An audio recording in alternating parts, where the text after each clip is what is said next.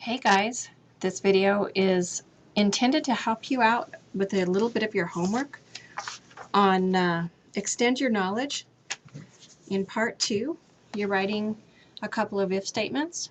One of them is just a pretty straightforward if statement, and the other one is a nested if statement. There is some help in the book describing how a nested if statement works, but to me it's just easier to try one out and see it work. So let's get started with this. You can see at the bottom of my screen I have just a reminder of what an if statement consists of. So of course you start with an equal sign and the if function, and then your parentheses, and then the first part of your if statement is the logical test. That's when you're asking, is something greater than something else? Okay, the logical test has an equal sign or a greater than or equal sign. All of those logical tests that you practiced in your last week's assignment. After the comma, you place what you want to happen if the logical test is true. And lastly, after the second comma in the third place, you place what you want to happen if the logical test is false. Okay, so if you look in your book, in step 1, we're supposed to write an if function in cell C2 that assigns a grade of pass if the score in cell B2 is 50 or above, and a grade of fail if the score in cell B2 is below 50, and then to copy it down. So let's get started with that. So we click in cell C2, we start with equal sign and if and parenthesis, and then we're trying to check to see if they are greater than or equal to 50. So we're checking to see if B2 is greater than or equal to 50. That's the logical test. Comma, if it's true, we want the computer to return the word pass. When we want the computer to return a word, we have to put quotation marks around it. And then if it's not greater than or equal to 50, it's less than 50, and in that case, the false value is quotation mark fail, and then we close with a parenthesis. All right, to test this out, let's copy it down and take a look and see if it worked out okay. Okay, so let's just take a look at, we'll just pick a fail, okay? So it looked at the grade in cell B14, and it was below 50, so it returned fail. So let's see, here's a 56, and that returned a pass. So it appears that we got that correct. Okay, that part's finished. Now let's move on and look at number 2 in part 2. It says to write a nested if function in cell D2 that assigns the grade of A for scores between 80 and 100, a grade of B for scores between 65 and 79, and a grade of C for scores between 50 and 64, and an F for scores below 50. So I guess there's no D's at this school. And there is a hint there to search for help in your help menus. To get some help on nested ifs, you can go a little bit further and you can probably Google or YouTube and look for some help there as well. Sometimes I find it easier to watch a video of someone else trying it. But let me give it a shot here.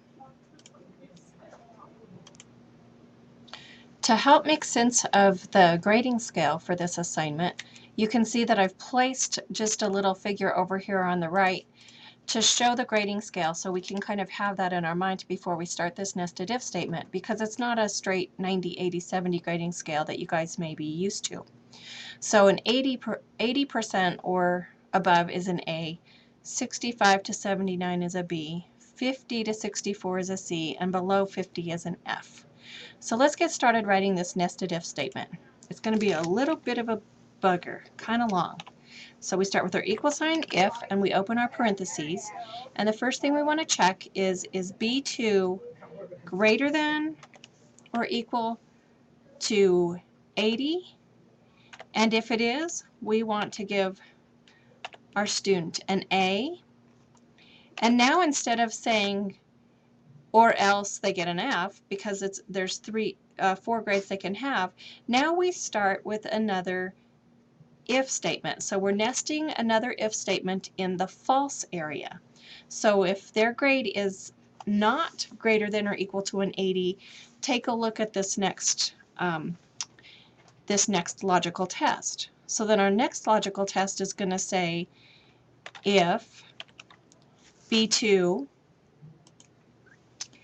is greater than or equal to 65, then the student gets a B. Otherwise, and here we go again with the false part of the if statement going to be yet another if statement, and we'll write again if B2 is greater than or equal to 50, then we want to give them a C. Now we've got all the grades taken care of, so now we can put in the what if it's false portion as an F. Now, when we close these parentheses, we have to close them 3 times because we've got 3 if statements in there. So there's the purple set, the green set, and the black set. Let's see if this works. Ooh, I think it might have worked. So we'll copy it down and we'll check it out. Okay, so let's just randomly drop in. Let's find, here's an 86. Okay, so an 86 falls into the category of an A, so it looks like that worked. Here is a, let's get something in the 50s. Here's a 56, and that falls into the category of a C, so that looks like it worked. I think we got it. Let's see, let's find a B. Here's a 74, and it falls into the range of a B, so that worked. Okay, now just a little bit beyond an if statement. You can see that this if statement gets a little bit crazy to write when you keep putting if statements inside the what if it's true or the what if it's false area. When you get past about 4 options like this, you want to think about a different solution.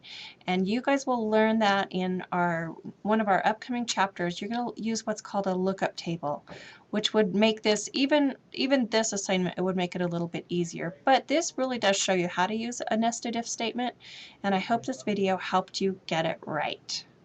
Thanks!